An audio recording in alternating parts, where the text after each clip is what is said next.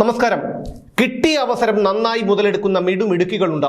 പറഞ്ഞു വരുന്നത് ഹേമ കമ്മിറ്റി റിപ്പോർട്ടിനെ കുറിച്ചാണ്. ജാതകവും മേൽവിലാസവും റേഷൻ കാർഡ് ഉൾപ്പെടെയുള്ള സകലമാന തിരിച്ചറിയൽ രേഖകളും പല സൈസ് ഫോട്ടോയും കാണിച്ചാൽ പോലും തൊട്ടയൽപക്കത്തുള്ളവൻ പോലും തിരിച്ചറിയാത്തവരിൽ പലരും ഇപ്പോൾ താരങ്ങളാണ്. അമേദ്യത്തിൽ ഈച്ചയാർക്കുന്നത് പോലെ ചാനലുകാരെല്ലാം മയക്കും തൂക്കിപ്പിടിച്ച് കെഞ്ചി നടക്കുകയാണ് പലരുടെയും പിറകെ വായ് തുറന്ന് എന്തെങ്കിലും ഒന്ന് മൊഴിയാൻ. ഇതൊക്കെ കാണുമ്പോൾ തോന്നുന്നത് അറപ്പാണ്. അറപ്പ്. പറഞ്ഞു വരുന്നത് മറ്റൊരു കാര്യത്തെക്കുറിച്ചാണ്. ഹേമ കമ്മിറ്റി റിപ്പോർട്ട് പുറത്തു വന്നതിനു ശേഷം നടൻ മമ്മൂട്ടി തനിക്ക് പറയാനുള്ളത് ഒരു ഫേസ്ബുക്ക് കുറിപ്പിലൂടെ പറഞ്ഞിരുന്നു.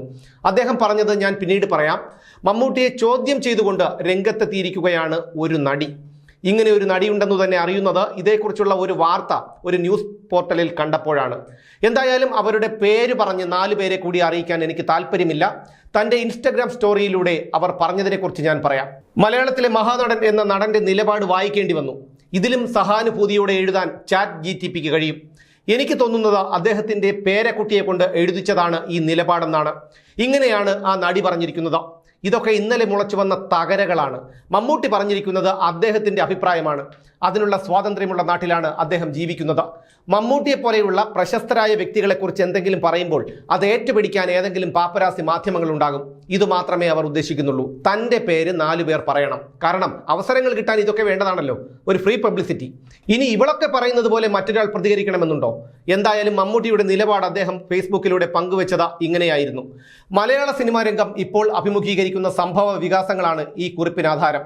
അതേക്കുറിച്ച് അഭിനേതാക്കളുടെ സംഘടനയും നേതൃത്വവും ആദ്യം പ്രതികരിക്കുക എന്നതാണ് സംഘടനാ രീതി.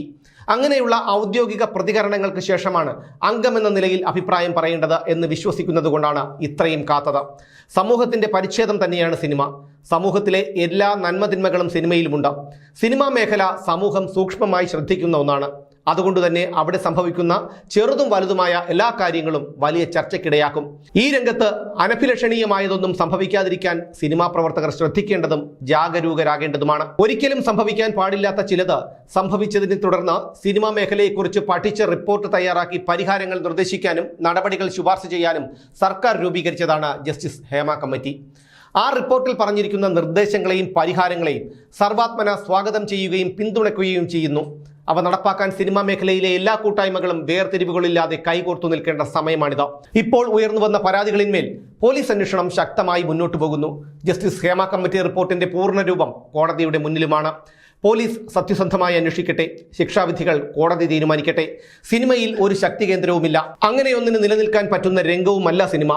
ജസ്റ്റിസ് ഹേമ കമ്മിറ്റി റിപ്പോർട്ടിലെ പ്രായോഗികമായ ശുപാർശകൾ നടപ്പാക്കണമെന്നും അതിന് നിയമ തടസ്സങ്ങളുണ്ടെങ്കിൽ ആവശ്യമായ നിയമനിർമ്മാണം നടത്തണമെന്നും അഭ്യർത്ഥിക്കുന്നു.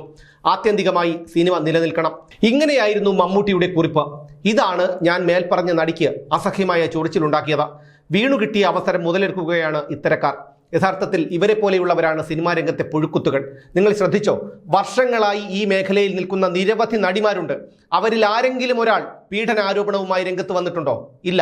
വന്നത് മുഴുവൻ ഞാൻ ആദ്യം പറഞ്ഞതുപോലെ തിരിച്ചറിയൽ കാർഡ് കാണിച്ചാൽ പോലും ഒരുത്തനും തിരിച്ചറിയാത്തവരാണ്.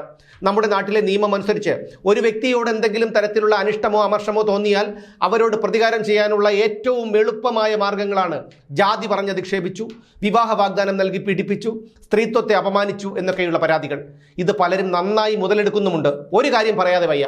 ഒരു പുരുഷന് ഒരു സ്ത്രീയോട് ഏതെങ്കിലും തരത്തിലുള്ള ആകർഷണം തോന്നണമെങ്കിൽ അവരിൽ ആകർഷിക്കത്തക്കതായി എന്തെങ്കിലുമൊക്കെ ഉണ്ടായിരിക്കണം. ഇതാരെയും ഉദ്ദേശിച്ച് പറഞ്ഞതല്ല, സാന്ദർഭികമായി പറഞ്ഞു എന്ന് മാത്രം.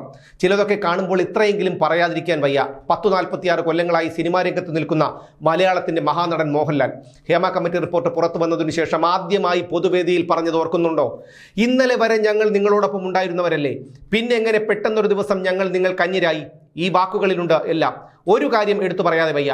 നിയമം സ്ത്രീകൾക്ക് അനുവദിച്ചു കൊടുത്തിരിക്കുന്ന അധിക നിയമപരിരക്ഷയെ വ്യഭിചരിക്കുന്ന ചിലർക്കൊക്കെ മൂക്കുകയറിടേണ്ടത് അത്യാവശ്യമാണ്. അതിന് സ്ത്രീകൾ തന്നെ മുന്നിട്ടിറങ്ങുകയും വേണം. കാരണം നാളെ ഇവളുമാരുടെയൊക്കെ ചൂണ്ടുവിരൽ നീളുന്നത് നിങ്ങളുടെ അച്ഛൻ്റെയോ സഹോദരൻ്റെയോ മകൻ്റെയോ ഭർത്താവിൻ്റെയോ നേർക്കായിരിക്കാം. അത് ഓർമ്മ വേണം.